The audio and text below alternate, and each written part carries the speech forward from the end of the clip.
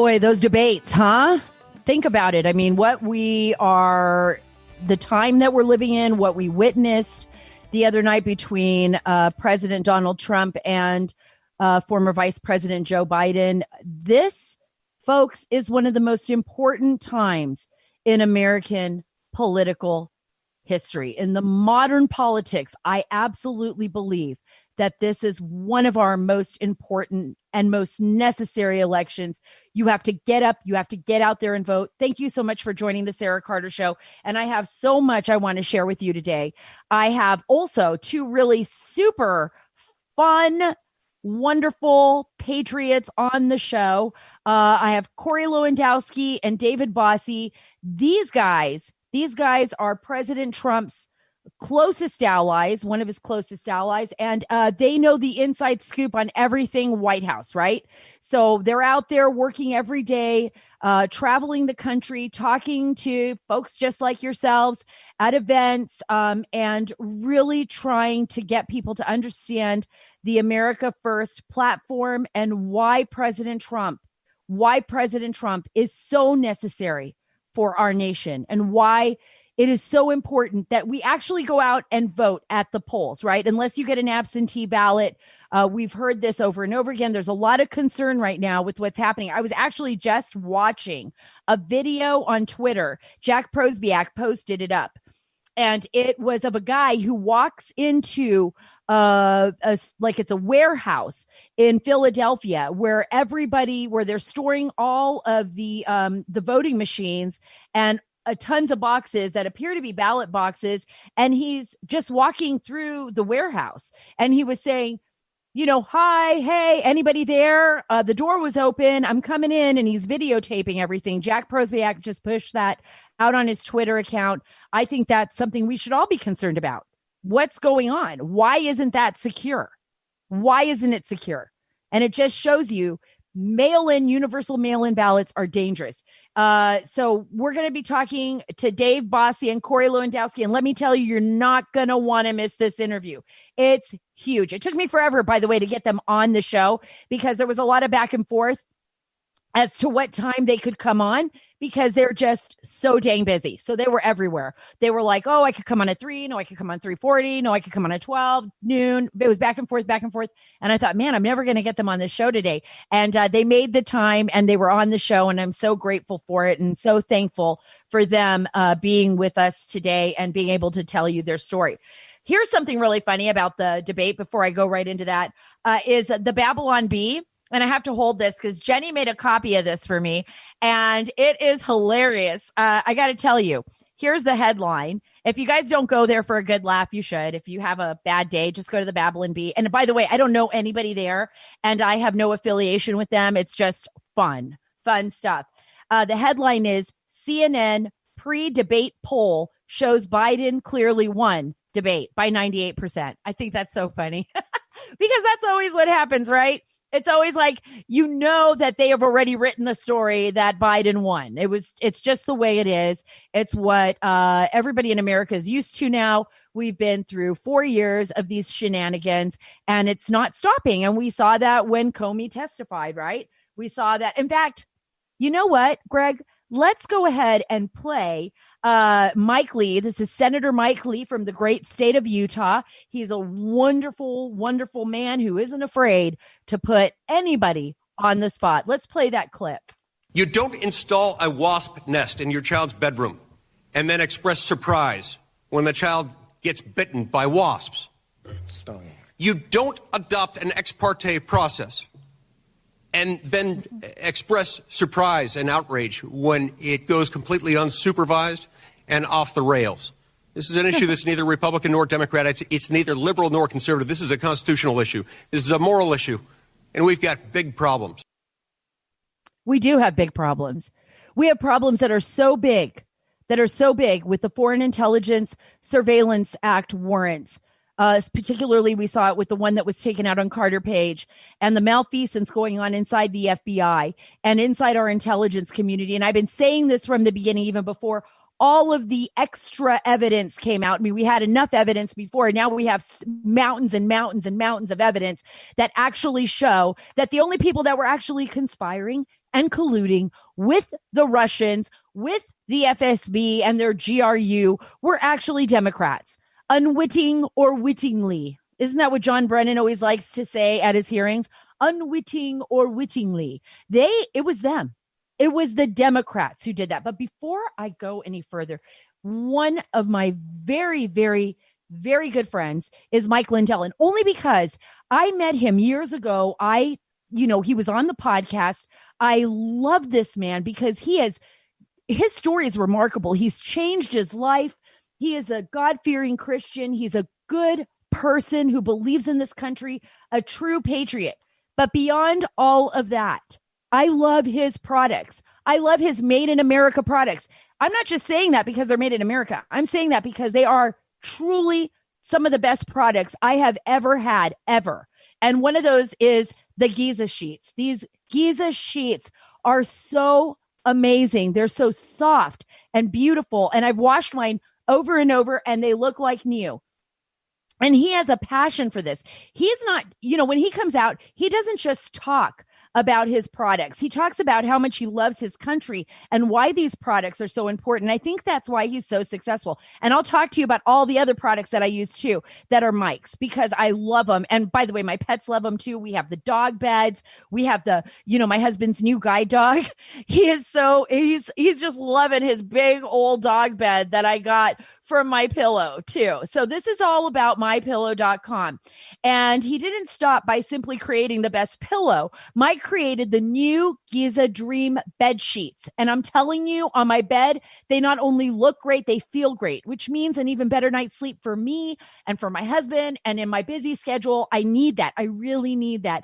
Mike found the world's best cotton called Giza. It's ultra soft. It's breathable, but extremely durable. I know this area of the world. It's in Egypt. I traveled there when I was very young with my family. And Mike's Giza sheets come with a 60-day money-back guarantee.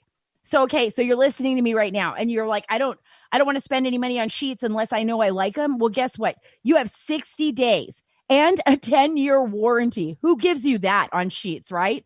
So the first night you sleep on these Giza sheets, you will never want to sleep on anything else. I'm telling you, I know this. Jenny did it. Jenny went and, Jenny works with me. Jenny Terry, you can read her stories at sarahcarter.com. She's got the Giza sheets too. We're like crazy about them. We tell everybody about them. The Giza Dream sheets come in a variety of sizes and colors. Mike is making a special offer for my listeners because Mike and I are friends. He has a special offer for you. You will receive 2 for one low price plus free shipping. This is so exciting. All you need to do is call 1-800-687-7221 and use the promo code Carter. That's CARTER. Remember, this is a special offer that Mike Lindell is doing specifically with me. So that way you guys can get this big discount and this free shipping. Use that promo code Carter, CARTER. Or you can go to mypillow.com. Remember, that's mypillow.com. And make sure you use the same promo code there, Carter, CARTER. And you're going to get this very, very special offer. I promise you, you won't regret it. Remember, you have a 60-day money-back guarantee and a 10-year warranty. Again, the number is 1-800-687-7221, promo code Carter. Okay. So now we're going back to business. We don't have that many days, folks, until this election. We are looking at this election is coming on us so fast and furious. And we have some decisions to make.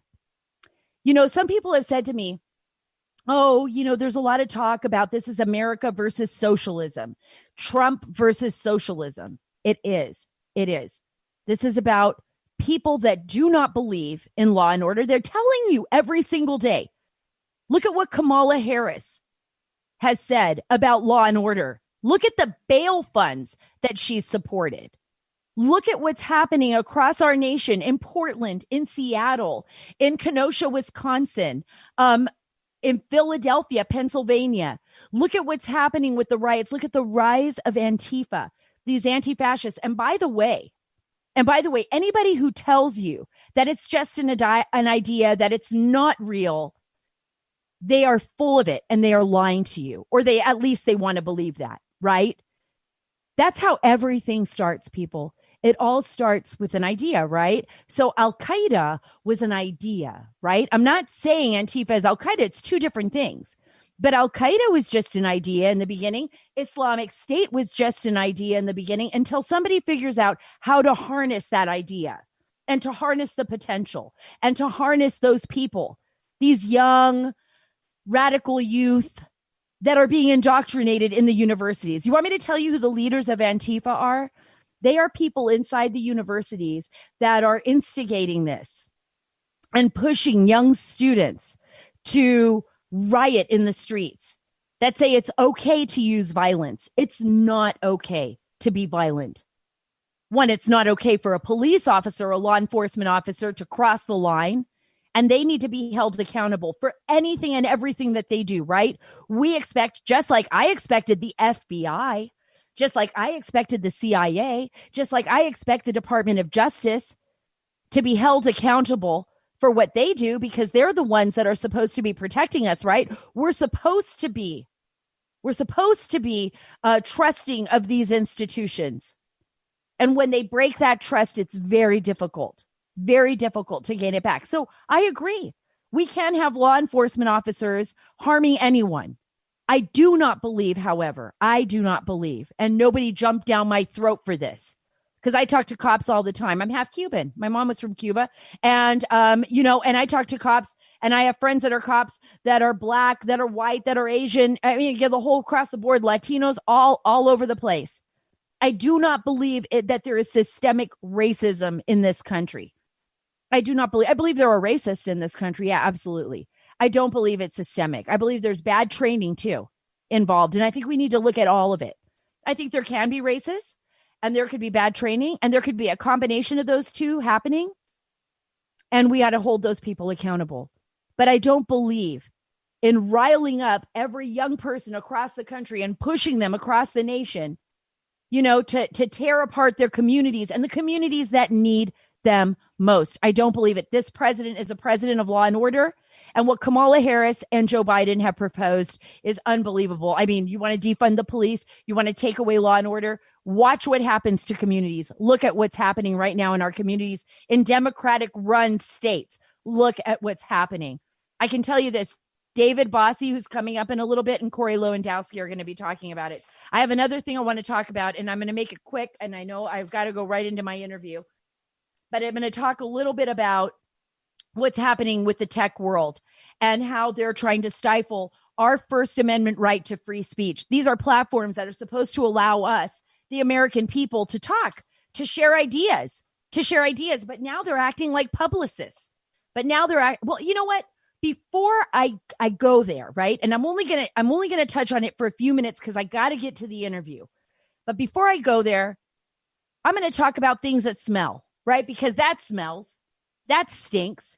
It stinks that Twitter, Facebook, and all of these platforms that promised all of us we would be able to talk to one another, that now they're restricting our freedom of speech. But guess what else stinks? Cat litter. Of course it does. That is, unless you have Arm & Hammer Absorb-X. If you have Arm & Hammer Absorb-X, there is nothing stinking in your house. But remember, you still got to clean it out. You can't leave it there for weeks. You got to go in there and clean it out. But I'm telling you, there is nothing like it. There is nothing like it. And if you have a cat like me, I have two cats. No, actually, right now I've got 3 cats because my daughter's here from college. So I feel like the cat lady, right? So I've got 3 cats. So I'm using it for multi-cats, and I'm using Absorb-X, and one of them goes outside and inside. So I just want to make sure everything's clean and nothing smells.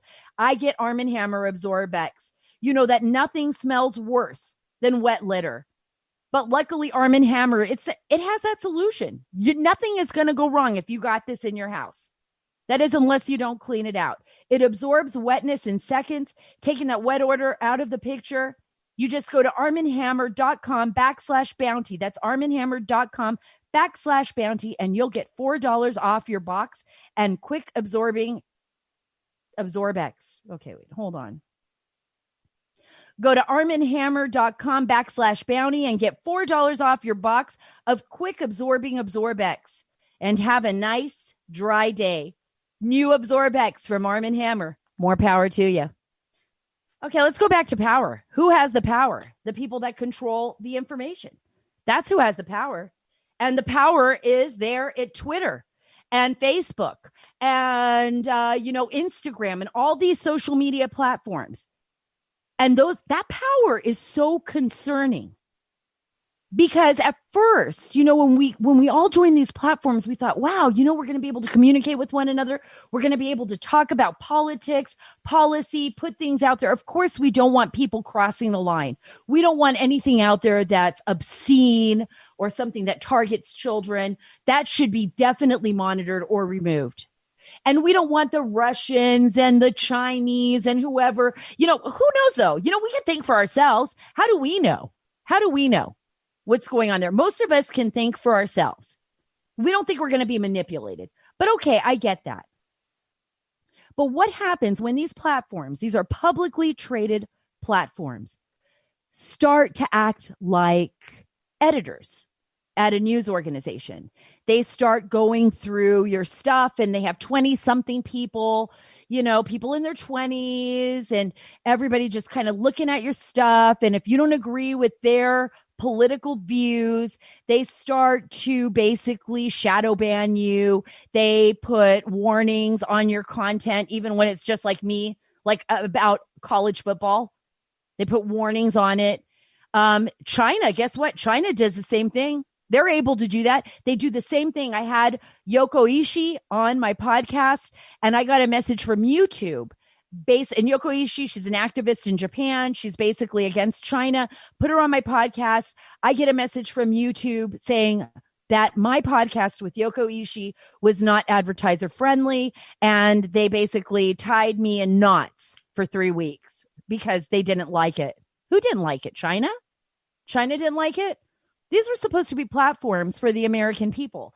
And that's why right now we're seeing, the President Trump has been behind this the whole time, exposing what's been going on. I mean, they've done the same thing to President Trump. Look, they will target President Trump, but not the Ayatollah in Iran. That basically is promising to blow up Israel and kill all Jewish people. Still, they'll go after President Trump on whether or not he was accurate about mail-in ballots and all of this craziness. They'll target him. They won't do it to Biden, by the way. They won't do it to him. And they never bring up a ton of things about Biden. We'll be talking about that, all about that during my interview with Dave Bossie and Corey Lewandowski. They don't want to talk about that. And they've got the media on their side. So you've got Jack over at, Twitter. You've got Sundar Pichai over at Google. You have Mark Zuckerberg at Facebook. And right now, actually, if you go to SarahACarter.com, you'll see a story there where they are asking, the Congress is asking to subpoena them. And the House Judiciary Committee right now, Jim Jordan, has just made a proposal. I've got the bill right here. It's to review and renew and change what they call Section 230, right? So this is to amend Section 230 of the Communications Act of 1934 to ensure that the immunity under such section incentivizes online platforms to responsibly address illegal content while not immunizing the disparate treatment of ideological viewpoints. Let me explain that to you in layman's terms. They can't act like editors and still get immunity, right? If they want immunity, they have to have a platform that treats the First Amendment responsibly, that allows us the right of free speech, that isn't censoring every single person out there. That's the simple layman's terms. You don't get special privileges if you act like a publisher. So if you want to be a publisher, guess what? We have the right to sue you. They don't want that. They're terrified of that. That's why Congressman Jim Jordan and others are fighting them. We've had FCC Commissioner Brendan Carr on this show many times, and he has also spoken out against this and is fighting them. And by the way, folks, I have 1.3, almost 1.4 million followers. And today, when I went on with my IT guy, literally, I had zero traffic from Twitter. So Twitter has some kind of algorithm. It's impossible. What I'm saying is that can't happen. you can see that people are liking and retweeting my story. But at one point during the day, basically Twitter made it impossible for anybody to actually get to my site and be counted. So think about that. Think about what they can do and how they can silence your voice, right? That's what we've got to be afraid of. And we got to take this seriously. And that is why, this president is so important and this administration is so important. That's why we have to do what we need to do. So before I go any further, I'm so excited to have David Bossie and Corey Lewandowski on with me. These are two of the greatest Americans we have, great patriots. They're also New York Times best-selling authors, and they have a new book, Trump, America First. Boy, I can't wait for everyone to read this. It's coming out coming next week. It's a huge, huge honor to have you guys on the show. And first, what I'd like to do is have you both. I'll start off with you, David. Explain a little bit about the book and why this is the most important election of our lifetime. Thanks for having us, Sarah. We're so excited about Trump, America First. The title, it really embodies the president, and that's basically every decision he's made over the last 4 years as he's been president is about how he puts America first. How does the decision help American workers, help the American military, help American veterans? It doesn't matter what he's thinking about or how he's thinking about it. First decision is America first. And that's the game changer for this country.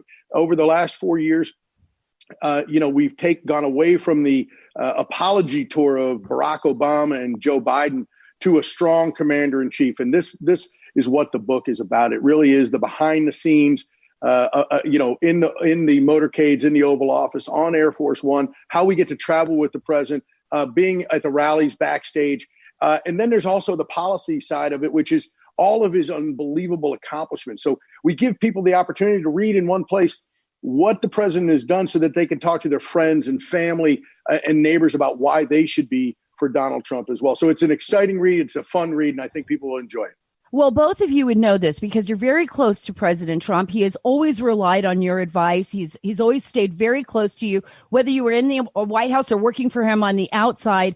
And you're right. Your book is about those personal stories, the stories that most Americans don't really know because the mainstream media chooses to ignore it.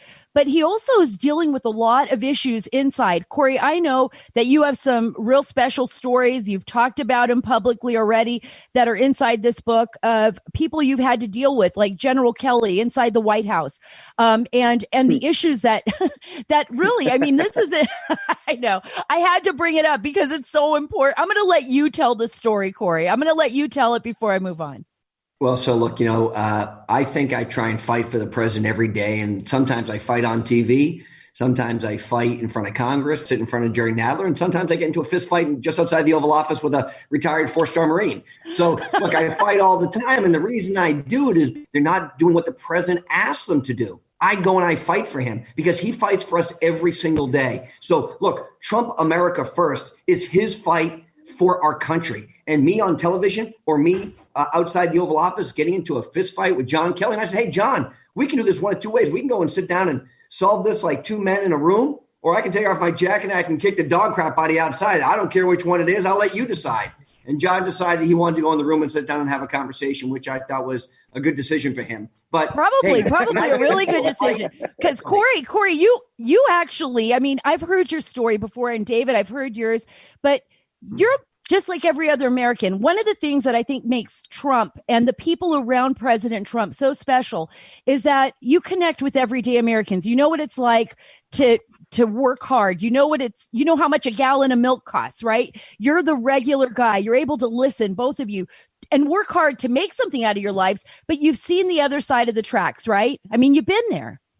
Well, I have. I don't know about Corey, but I definitely have.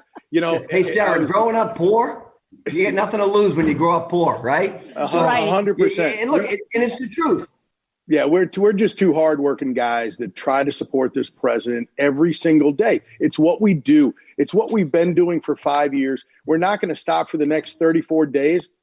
We're going to keep working hard. This president's going to win on Election Day because he is the hardest working man that either of us know. And he's going to win because the issues are on his side, Sarah. This is an issue. This is a big, what Ronald Reagan used to call bold colors, not pale pastels election. This is about higher taxes or lower taxes, about more job killing regulations or fewer. This is about open borders or border security. This is about anarchy in the streets and defunding the police, or about law and order. It's about ending the endless wars. So that's what President Trump is about. That's what President Trump's about. And that's why he's going to win, because the American people are on his side of these issues. That's right. He is. And I absolutely believe that, because everywhere I've gone in the country, Pennsylvania, Wisconsin, anywhere I've traveled, Utah, people are talking about President Trump. And even though I hear the rhetoric from the left, and even though the mainstream media is targeting the president daily, over and over again, to the point where they're cowering to China. We saw that in the New York Times op-ed today, which basically gave a full position to the Chinese government. Even though that happens, we know that the American people see the other side of things. I want to play a clip, and I just want to show you this kind of rhetoric, this anti-Trump rhetoric, and how it develops. And this is a clip from the debate. Greg, if you could play this clip, I think Corey and David would like to respond to it. But are you willing tonight to condemn white supremacists and militia groups, and to say that they need to stand down and not add to the violence in a number of these cities, as we saw in Kenosha and as we've seen in Portland? Sure, are you I'm prepared to specifically do it? Well, go ahead, I would say almost everything I see is from the left wing, not from the right wing. So what are you saying? I'm willing to do anything. I want to see peace. Then do it, sir. Say it. Do it. Say it. Do you want to call him? What do you want to call him? Give me a name. Give me a white name. Supremacists and Who would white you like me to condemn? White supremacists and right Proud Boys. Stand back and stand by. But I'll tell you what. Somebody's got to do something about Antifa and the left, because this is not a right-wing problem. This is a left-wing. This is a left-wing problem. White supremacists. Antifa's an idea, not an organization. Oh, you got it. Not militia. What's your response to that? I mean, because the next day, it was like in unison, the entire, Democratic apparatus and all of their supporters in the mainstream media were like, look, President Trump's a racist. He wouldn't say exactly what we wanted him to say when he should have said it. Although he said it, by the way, numerous times, and even in 2016, when Chris Wallace asked him the same questions in 2016, and he denounced KKK, white supremacists, any of the extremist groups. What do you say? And why didn't they ask Joe Biden the same question? Well, they don't want the answer. But look, the president gave a great answer. The mainstream media wants to just twist it and make it into what they want, Sarah. That's all this has been about. They want to make him a racist when he is not. Okay, I'll put his record up against an actual racist in Joe Biden. Look, Joe Biden is the one who gave the eulogy for Senator Byrd just 10 years ago to a KKK leader. Okay, he used to chum around with Senators Eastland and Talmadge from Mississippi and Georgia. Senator Eastland was called the voice of the white South. This is the reason that Kamala Harris, his running mate, attacked him during the primaries for doing business with those men, because she considered them segregationists, which they were openly segregationists, but she considered them racist, and she couldn't believe that Joe Biden could do business with them. So, whether it's President Trump's record on historically black colleges and universities and funding them, whether it's criminal justice reform, whatever the issue is, opportunity zones, the president has an unbelievable record, and that's why he's going to get more than the 8% of the African-American vote that he got in 2016. He's going to get a higher number in 2020. Well, we saw it with the Latino vote. And I know, Corey, you got to run in a few minutes, but I want you to address this. The same question that Dave answered, and also the fact that he is surging. We saw with the Telemundo poll, 66% of the people that watch the debates on Telemundo, that's the Latino base out there, believe that he won that debate against Joe Biden. I mean, it doesn't matter what other people are saying, right? I mean, this is what he did. For them, he won that debate, and he's actually reaching minority groups much more than any other Republican candidate we've seen ever in the history of this country. Well, just to follow up on Dave's point, he's exactly right. Look, when you look at what this president's been able to accomplish in the 4 years that he's been in office, He's done more for African Americans than Barack Obama did in 8 years. As a matter of fact, you saw the lowest unemployment record ever under this president for the African American community, for the Asian American community, for the Hispanic community. And why is that? Because Donald Trump treats everybody the same. The Democrats for 30 years have taken advantage and taken for granted the African American community. Donald Trump is going to receive north of 10% of the African American vote. And when he does that, there's no mathematical formula that's going to allow Joe Biden to become the president. That's right. Great economic policy, Sarah. Great economic policy is colorblind. The president of the United States has great economic policy, and it raises all boats. That's what Corey was just talking about. All of those sectors of the economy, the president doesn't look at people in that way. He wants every American to do well. He doesn't care who you are. He wants everyone to prosper. He wants everyone to have the same opportunities that he had. Well, and that's why he's bringing the jobs back to America. That's why he's holding China accountable. That's why he's holding other nations accountable and our own companies accountable. Fair trade deals. We have already seen what he's been able to do with that. Do you think, especially, I mean, and you talk about this in the beginning of your book, that it was so unbelievable, COVID, the accumulation of things that happened this year, right? Everything that happened to the administration. And it was a shock, not only to our nation, but to the world, especially with the outbreak of what I believe Trump always says is accurate, the China virus, the COVID virus. They allowed it to spread across the globe. Do you think we're going to see a very swift recovery from this? Are you hopeful from that? Do you believe that there will be a vaccine? I mean, the president has made a lot of promises. There's a lot of people that are worried out there. They want President Trump to win because they're terrified. They see a future, a very stark future. And I'm talking about Republicans and independents who are worried that Joe Biden, they say, God help them, may win. I've said the same thing. So this has been a tough year. Do you think we're going to be able to recover from this and move forward? And what does the campaign need to do now to ensure that that happens in November? The only reason that we're going to have a strong recovery is because the president built an incredibly strong economy to begin with. And when the China virus hit us, it obviously closed down our economy. The president closed it down. Hard decision to do, but necessary. And now he's reopening it smartly and methodically. And we're seeing that V-shape because only with a strong economy, only with great economic policies that this president put into place, are we able to recover quickly. So we're going to see jobs reports. We're going to see unemployment go down again this week. We're going to continue to see a vibrant economy get back, more people get back to work. It's so important that we get our economy up and running again. I'm worried. I'm just worried that the Democrats are playing politics with the recovery money and with the congressional help that's been necessary to keep some businesses afloat. And of course, they don't care because they hate this president more than they love the country, and they will do damage in order to try to defeat him.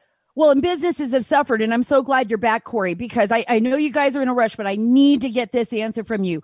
Businesses have been damaged. The American public has been damaged to a large extent by these political games being played by the Democrats. And I hear some, people that are maybe leaning towards Biden saying, well, why should we be worried? I mean, we're really not going to see a move towards socialism. This isn't going to be about Alexandria Ocasio-Cortez, but we've seen what Kamala Harris has supported. We see Joe Biden supporting the Green New Deal, even though he lied about it. And openly in the debate saying that he didn't support it, even though he did. And it's on his website. What can you say, Corey, to the American public, to those people that are kind of in the middle, those that don't know which side to choose, right? Why they should be worried? It's so simple. Okay. I served as a police officer in the state of New Hampshire, and I can't fathom a country where we're trying to defund our police, where we don't stand with the men and women of law enforcement. And that's where Joe Biden is. That's where Kamala Harris is. And 13 members of their campaign team gave money to bail these marauders out of jail after they committed mass amounts of violence, destroyed buildings, threw Molotov cocktails at police. And they're using their resources, their money, to bail those people out of jail so they can continue to perpetuate crimes against a civilized society. That's what we're talking about here. That's what this country is up against. We have a president in Donald Trump who's received every major endorsement of every police organization in this country for his steadfast support of the men and women of law enforcement. And Joe Biden, by contrast, he's willing to say, we're going to reallocate the money, we're going to relook at policing, and we're going to send social workers to domestic violence calls. If you want to see a recipe for disaster, send non-trained individuals to go to a domestic violence call, where in my department, we always send 2 police officers if there was a domestic violence call, because they're the most dangerous of the dangerous ones. And so we have to understand what's at stake. Our very liberties are at stake. And Joe Biden is so far to the left, all of that goes away if he gets. Gosh, Corey, I couldn't agree with you more. We're already seeing it. We're already seeing it. For every one of you out there, I feel sorry for you if you live in Seattle, if you live in New York City, if you live in Portland, for anybody who's living out there under these democratic socialists. We've already seen what happens to your cities. Kenosha, Wisconsin, what happened there? My gosh, you know, and if it wasn't for Donald Trump actually assisting, and for people actually asking for that assistance, we wouldn't see a difference, to the point where a black police chief in Seattle quit her job and walked off the force because there was nobody backing her law enforcement. You're right. He is a president of law and order. And I mean, it's crazy, isn't it, David? I mean, it's really insane. Just to your point on the Seattle police chief, the left wants more minority representation in the police departments. Right. They have a female African-American police chief in Seattle. And what does she do? She resigns because they're insane. She resigns because they're trying to defund her police department. They're trying to take money away from her training and away from hiring new police officers.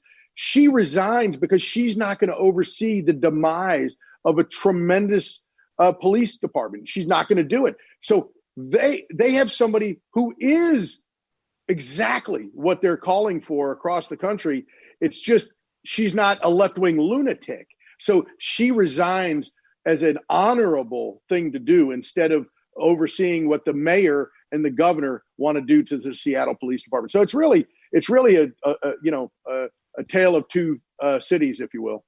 Well, and it's also a tale of a narrative of lies that come from the left, because this isn't about color, just like you said, not economically and not when it comes to law and order. Sometimes the people that need the help the most are the people in the urban communities, in the underprivileged, poverty-stricken communities that are begging for law enforcement officials to protect them from the violence that's in their own communities. And all they want is someone to listen to them. And for the first time, by the way, we have a president that actually cares. Before I let you go, I know we just lost Corey again, but it's okay. Corey got back in and he was able to answer.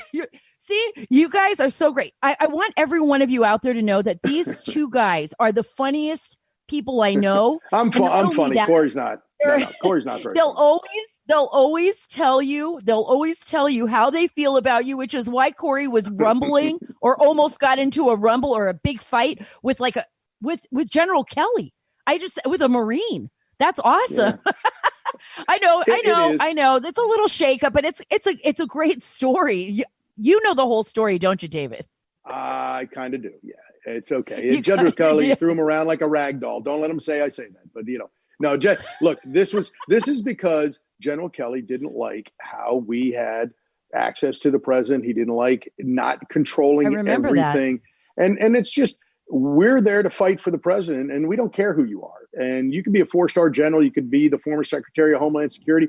It just doesn't matter if you're not on the Trump agenda. And when you're the chief of staff for the president of the United States, you better be on the president's agenda. It doesn't matter who the president is, by the way. Could be a left-wing president, a conservative president. It doesn't matter. Your job as the chief of staff is to do what the president wants. You didn't get elected. Okay. Nobody voted for you. You do what you're told. And that's his problem. He spent 18 months trying to undo the president and try to control the president instead of trying to do what the president wanted. And that's unfortunate for President Trump, and for the country. But you know what? It's a fun story. It's in the book, so take a look. And it's getting better now, isn't it? And the president is getting more access. Mark Meadows is tremendous. Oh, no. Yeah, Mark Meadows is a great. Yeah, he is a great man. I've had him on the podcast many times. I think he's a wonderful guy. And I think he's someone that the president can absolutely trust and rely on. And that's what the president needs. He needs people around him that are going to tell it like it is, but people that he can trust and people that he can count on, right? I'm looking forward to his reelection so that he doesn't have to put up with any of these never Trumpers around him anymore. And we have so much more to do, so many more changes that our nation needs. And we need someone to defend this great nation and everything that happened, especially against people like Comey and everybody else. We've got a long list. I got to bring you back on the show, David. I know you're rushing. Absolutely. I know Thank you you stayed so much. longer than you could and should have. Final last words. What do you want to say before you get off the show? You know what? Everybody needs to work the next 34 days to make sure President Trump's reelected. Everybody needs to make sure you're armed with the facts. Don't let the Democrats bully you. Don't let them make up the lies. This president has a tremendous record. They want to lie because they hate him more than they love the country, and they will do and say anything to defeat him. So the polling is garbage. Our intensity is off the charts of our folks, and we're going to win. And we're going to win big. So I just want everybody out there to know that and to work hard, to work as hard for the president as he's working for them. Wow, that's great. For all of you out there, please don't forget to order your book. You can order it in advance, right? They can go to Amazon.com. No, it's out today. It's out yesterday. Oh, it's out yesterday. Yeah, okay, great. Yeah. Go get the book. It's Trump, America First. Corey Lewandowski, David Bossie, thank you so much for being a part of the Sarah Carter Show. I look forward to having you back on. And we got 30 more days left before the next big party, right? Yeah, absolutely, Sarah. Thanks so much for having us. Hey, thank you. Weren't they great? This is why I love to hang out with them. I miss them. I haven't seen them in a while, so it's great to have Corey and David on the show today. And you got to get their book. Remember that, Trump, America First. Simple and straight to the point. Get that book on Amazon.com. Also, can you imagine what it would have been like to be in the White House that day when Corey and General Kelly were like staring each other down and getting ready to rumble, like right outside the Oval Office? I mean, that's pretty cool. I'm glad they decided not to fight and to talk it out. But I got to tell you, I wish I would have been there to see it. Before I let you go, I want to go really quickly. And Greg, I would love for you to be able to play this clip if we have some time. This is Cal Penn. Do you guys remember Cal Penn from House, the actor? Well, he has a new show now on Freeform TV. And he had Hillary Clinton on. But the question he asks her is priceless. Now, remember, Cal Penn worked for President Obama. He's a Democrat. So hold on to your horses, all of you Republicans out there. You got to hear this question before we go. When I had the chance to book you, this reminds me of this several conversations I had with friends, right? So I think Secretary Clinton has agreed to join us for our show. There was a lot of pushback from Democratic friends. And I know that it's there. It's sort of like, oh, she might be too polarizing. Do you really want a polarizing guest on an episode of this new show that's encouraging people to vote? And I just thought, I wanted to ask you how that makes you feel, whether it's exhausting. Because to me, it's sort of like how Kumail Nanjiani is getting all the acting jobs now that he's ripped and way funnier than me. Is that frustrating? Is it exhausting? Or is that just part of how it is? Now, why am I polarizing? Well, I'm a kind of pushy woman if you really want to think about it. I'm a kind of pushy woman if you really want. I didn't think she even knew where she was going to go from there. And I tell you, you got to go online and you got to see this interview because her face is priceless. Or you know what? Go to SarahACarter.com. Go to SarahACarter.com and read the story there. I've got the link to his Twitter. I've got the video. It's hilarious. You got to watch the whole video.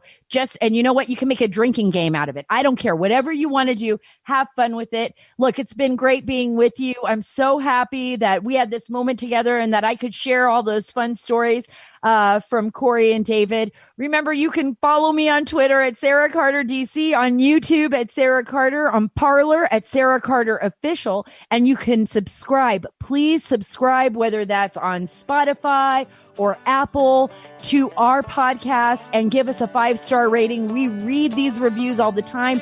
We love them. We take them to heart. More than that, we love having you with us. Thank you. And we are taking the story back.